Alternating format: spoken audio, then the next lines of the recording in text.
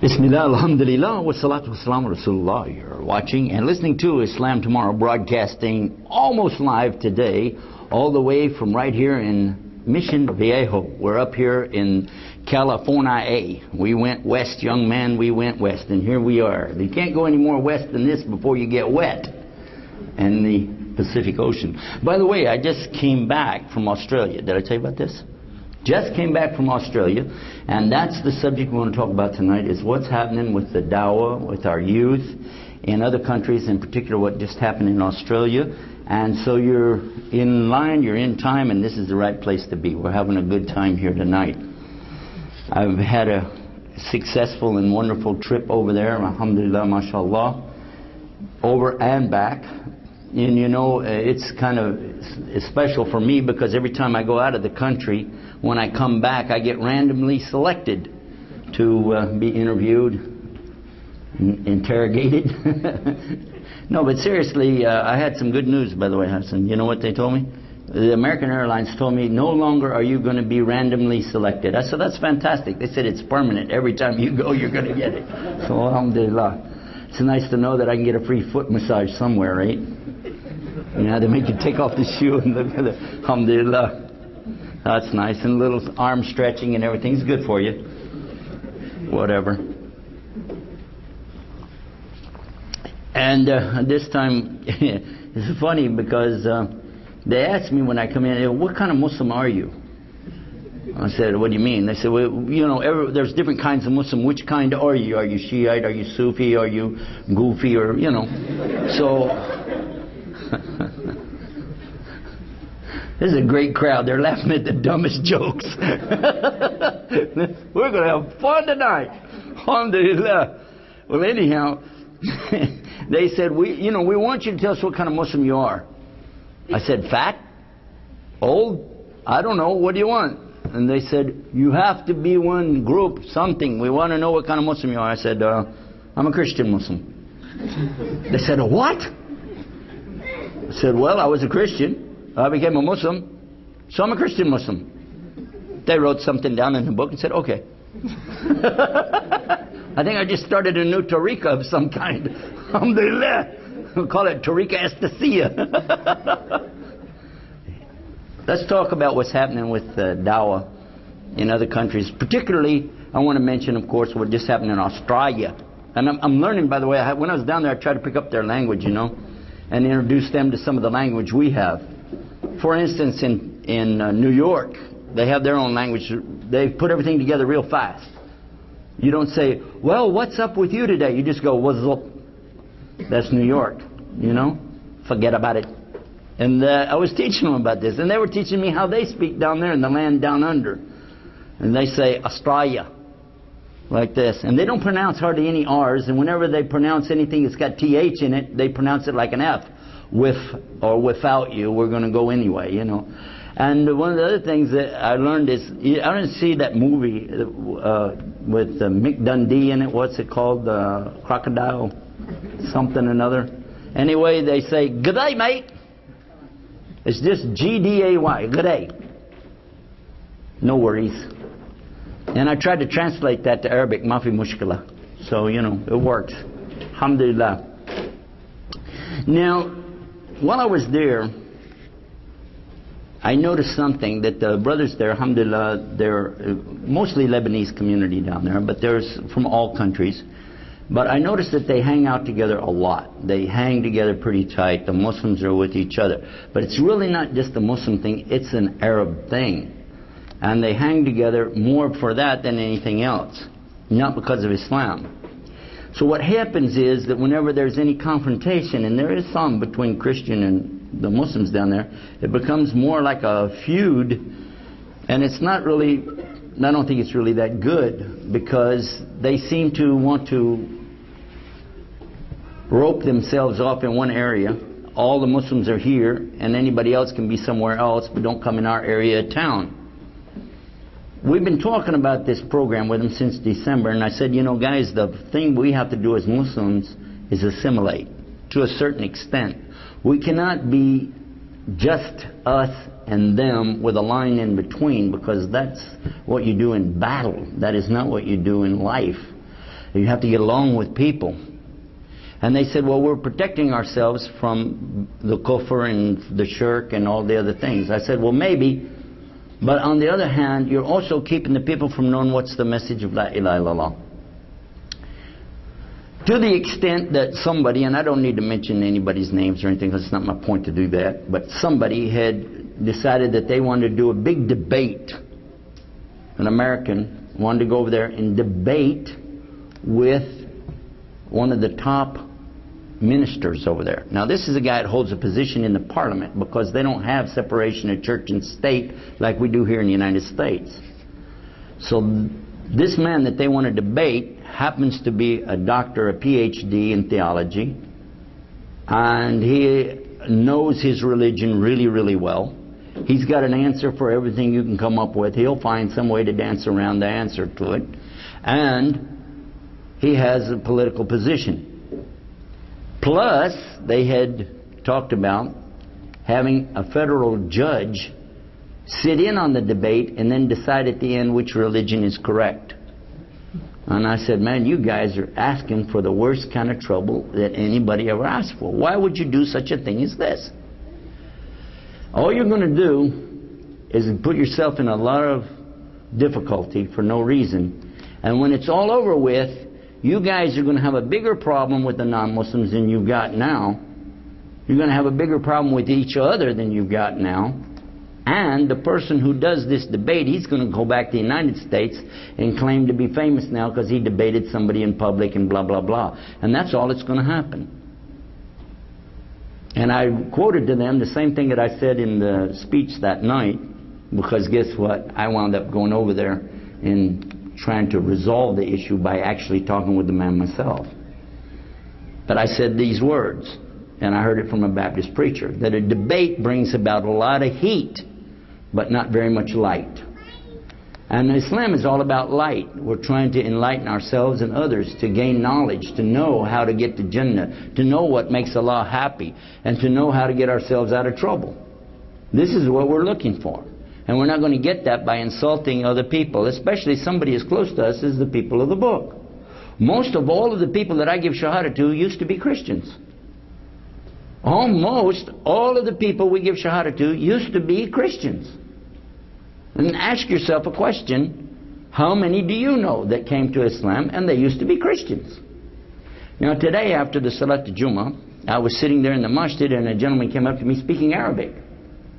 And he's doing a, great job in Arabic. I know he's Arab. And then he said, I've been a Christian up until 4 years ago. I became a Muslim. And I said, that's amazing, because an Arab Christian going to Islam is not very likely. And there's a reason for that. It's because the Muslims have treated them so bad for so long, they hate Islam. They don't want to hear anything about it. It's like if you go to India and try to talk to the Hindus over there about Islam. They hate the idea. Don't even bring it up. Don't tell us. We know all about Muslims. We deal with them every day. Thank you. No. Thank you. This is what I heard while I was in Bangalore, when I was in Chennai. By the way, some of you know it, but I'll repeat this. Guess where I was on the 26th day of December of last year? You know that's when the tsunami hit, right? The earthquake and all that. Guess who was in India? Oops.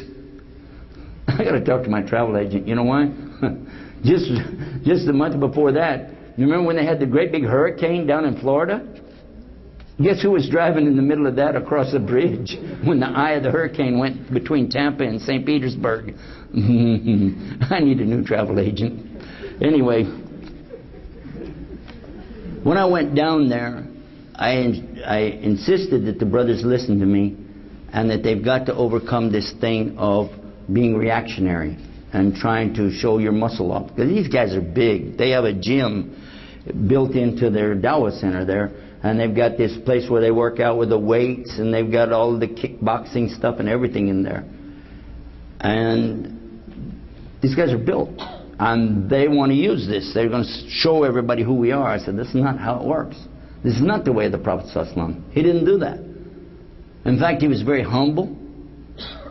He was very kind. He was very respectful, even when they were disrespectful to him. And he was one thing of all, patient. patient, patient. So this is something I kept insisting on. I don't want to give you the whole stories because you can go to our website, IslamYesterday.com, and look for yourself. You can go to the audio part.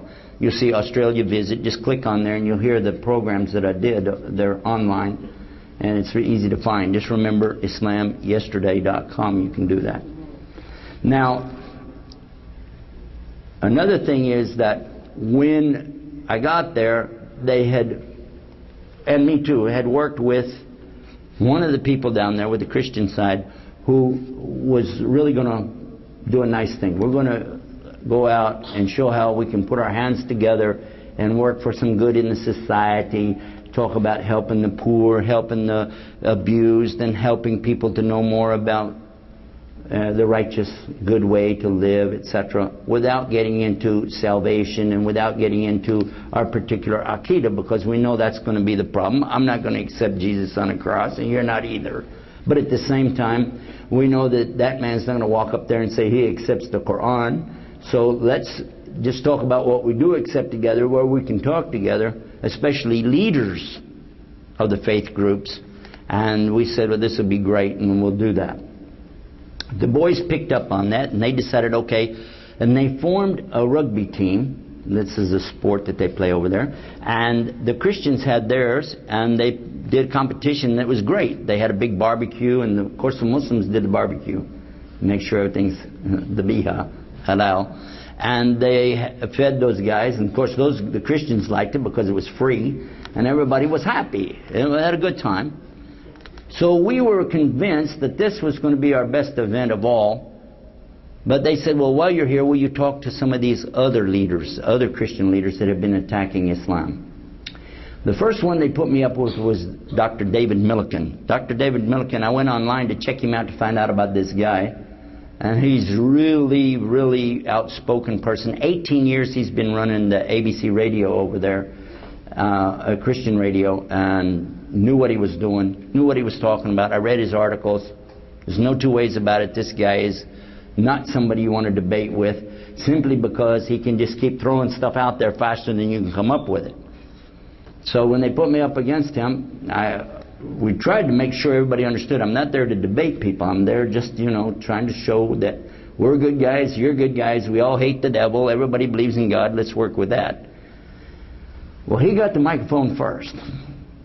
And I had to shake my head and put my finger in my ear, because I said, something's wrong, I'm not hearing the right thing. I heard him say that he wants to see the Sharia of Islam established as it used to be in Spain. And I went, huh? Wait a minute, did he pick up my notes and he went up there? What happened here? Where did this come from? And he started talking about Islam in the best way. And then he started picking on the Muslims, saying, why don't you guys get up and do the real Islam? And I'm going, that's my job. I'm supposed to do that in the Jummah. Look at this guy. And he went on and on and on. And when he got done, I said, there's not much for me to do here except go, that's right. But he also said some good things about Christians. He said, you know, Christians also have had some times, you know, especially the early Christians, when they stood up for what was right and righteous and so on and so on. And by the way, we believe that too. So when he was all done, I was amazed. I said, wow, look at that. And then that was an afternoon program, and we had a night program with that same gentleman a couple nights later. And I said, now, maybe he's going to trick me, maybe, you know, because I can't believe that. He got up there, and our subject was about the devil, the devil's deception. And he again went first, and he again really ripped it up. Boy, I said, man, this is great.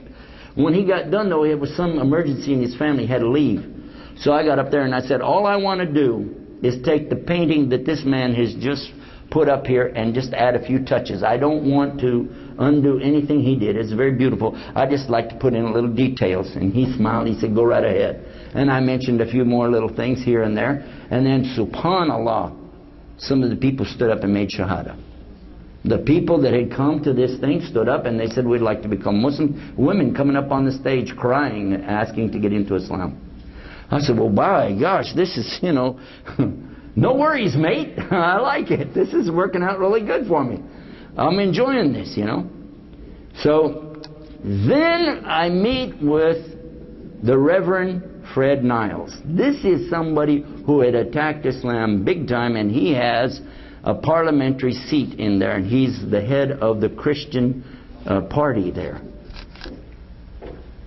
And he did not want to meet because he had been talked to about this other person who I'm not going to mention, about that they're going to do this debate, and he was like really ready for some kind of get down and dirty deal.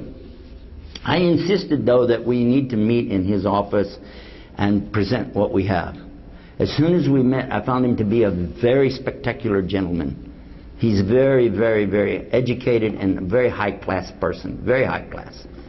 And he has a lot of the right kind of mannerism that a gentleman should have, you know what I mean? And he really said, please come in, sit down, and he stayed for hours after the closing time and told everybody, because he has control of this parliament, he's told them everything is cool, if you the guards can do here, there, and so on, but leave us alone. And then when it came time for salat, it was time for us to pray, he said, let me take you over here, and this is the bathroom, you can use this, and do you need anything else, and is this clean enough for you to pray on? I said, the carpet's never been walked on, of course it's clean enough. It was really a high-class deal, right? When I got through leading the salah, I turned around and I saw him in the back of the room doing something, and I went up back to him, talking to him.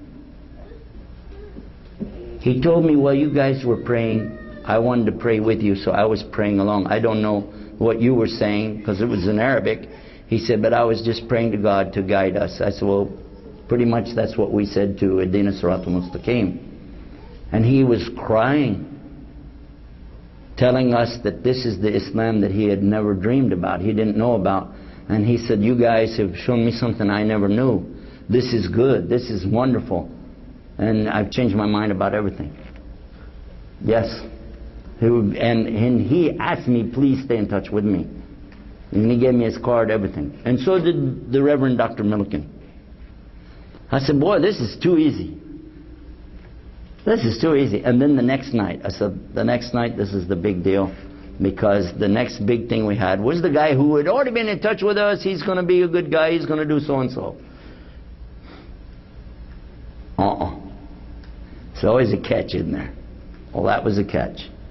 Turns out some of the local Coptic Christians, Arab Christians, had gotten a hold of this guy and convinced him that there's no way you can ever do anything good with Muslims. Muslims are bad, and they have to be stopped, and you have to preach the message of Jesus on the cross or you're going to go to hell. And the preacher went for that. So when he came and they introduced it, he had his Bible and some other books in his hands, including the Quran. And I said, what's he doing this? That's okay, because guess what I had? I also had a Bible and the Quran with me. So I let him see it. Not that I want to do a debate with him, but let him understand, don't do that. Don't go there, okay? And I could see something's wrong because he's not acting the way he talked on the phone for the months that we've been in touch. He's acting different. So I took the announcer aside and I said, come here. And I wrote in an extra line in the speech, the opening speech, this is not a debate and there's not going to be any preaching. And then simply that we're here today to show how the two great faiths can work together for things that are good on this planet. The brother read it and then introduced him. He went first. And he got up there, and what do you think happened? He immediately started preaching that the Muslims are going to go to hell, that you have to believe in Jesus on the cross, and then he misquoted the Bible in the New Testament, and then he misquoted the Old Testament.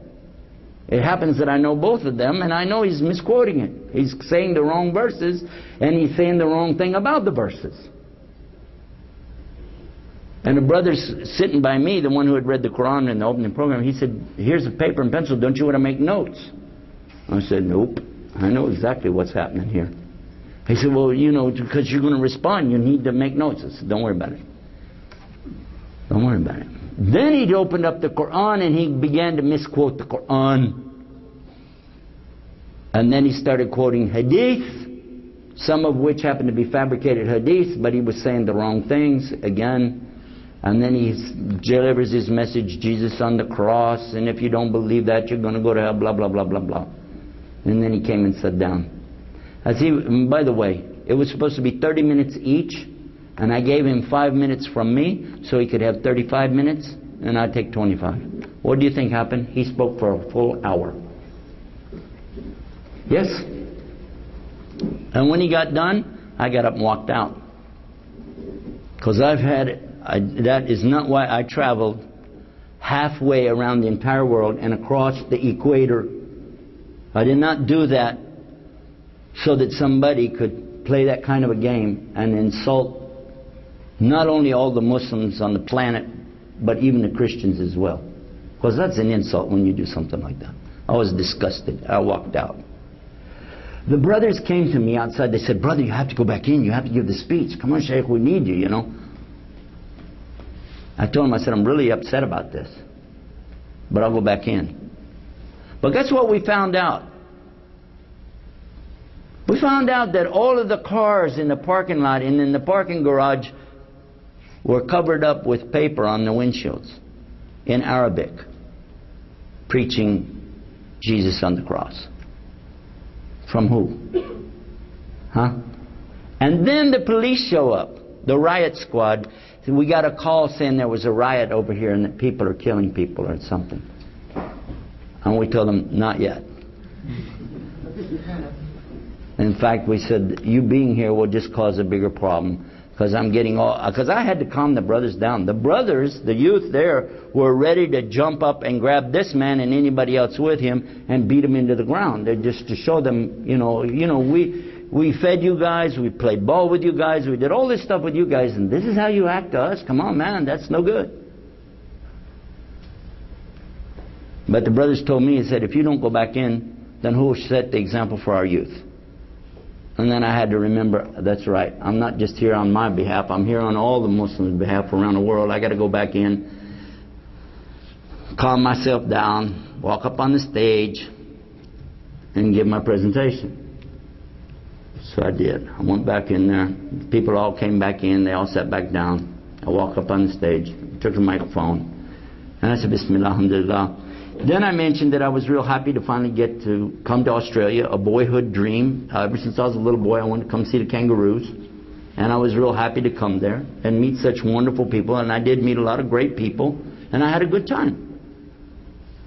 Until tonight. And I have to tell you, I'm very disappointed that I would travel halfway around the world and cross the equator to find somebody who would try to double cross and backfire on us all the work that we had tried to do. And it isn't worthy of starting a debate over, and I'm not going to respond to what this man has alleged, his accusations, and his misquotes out of the Bible, and his misunderstanding of the Quran. I'm not going to do that. Of course I just did, didn't I? I said I'm not going to do that. And I'm really disappointed, you know. All I'm going to do is tell you about 2 words and I'm going to be out of here. And I did. I told him about 2 words. The first word is Islam. What does Islam mean? Submission, surrender, obedience, sincerity, and peace between you and your Creator. And the other word is Allah. The word Allah means the only one worthy to be worshipped, because it comes from Ilah, a God. But Allah is the only God. Can't be plural, can't be male or female. Then I broke it down. You can get those CDs from our website free and hear the whole thing. But the thing was, when I got done, everybody started cheering. They were happy. Except a few people. The same people that were probably in the parking lot putting the papers out. And when I walked off the stage, I sat right back down beside the man and smiled at him. They did question and answers, and he tried to go up there again. He didn't do any good, because obviously at that stage, no matter what he said, he knew he messed up. And I answered some questions. And then we had to be careful, because there was a huge crowd. There was over 1,000 people. It was very crowded, and we were trying to keep people off the stage because we didn't know what people's intentions were, and we didn't have any real security there. And this one boy kept getting up on the stage, and finally I just told him, "Sir, you cannot be on the stage like this, okay?" He said, "But I want to become a Muslim. I want to enter Islam. What do I need to do?" I said, "Hold on, come here. You're in the right place."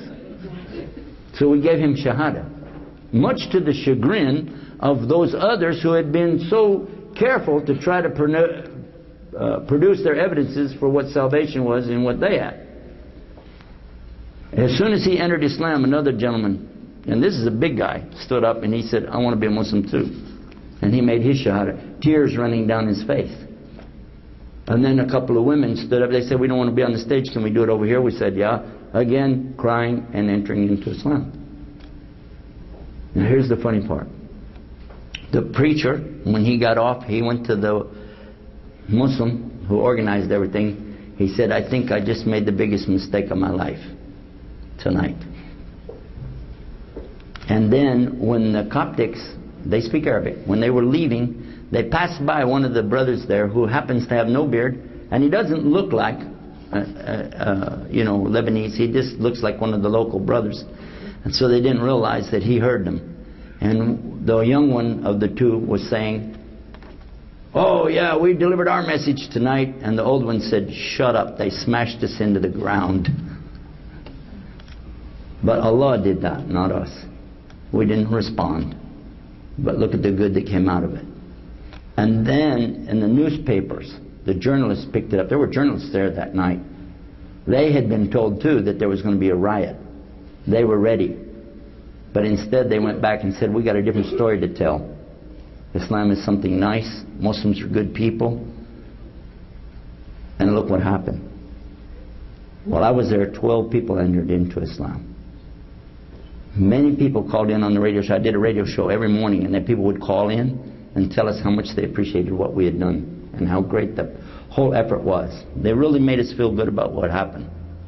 And then came the incident in England in the subways. And guess what? Immediately all of the Christians came to the rescue of the Muslims and said, "We know our Muslims don't do stuff like that because we have close contact with them. We know who they are. We know what they're about and what they're upon." So alhamdulillah, you see how this produced something good. And inshallah, we ask Allah to keep that kind of motivation going. And in spite of what they try to do, and Allah tells us in the Quran, they plan and Allah plans. And who's the best of planners? Alhamdulillah Rabbil Alameen, hu alladhi ja'alana muslimin. You're listening to Islam Tomorrow, broadcasting almost live today from right here in Mission Viejo. We'll be back after this. Stay tuned for more right here.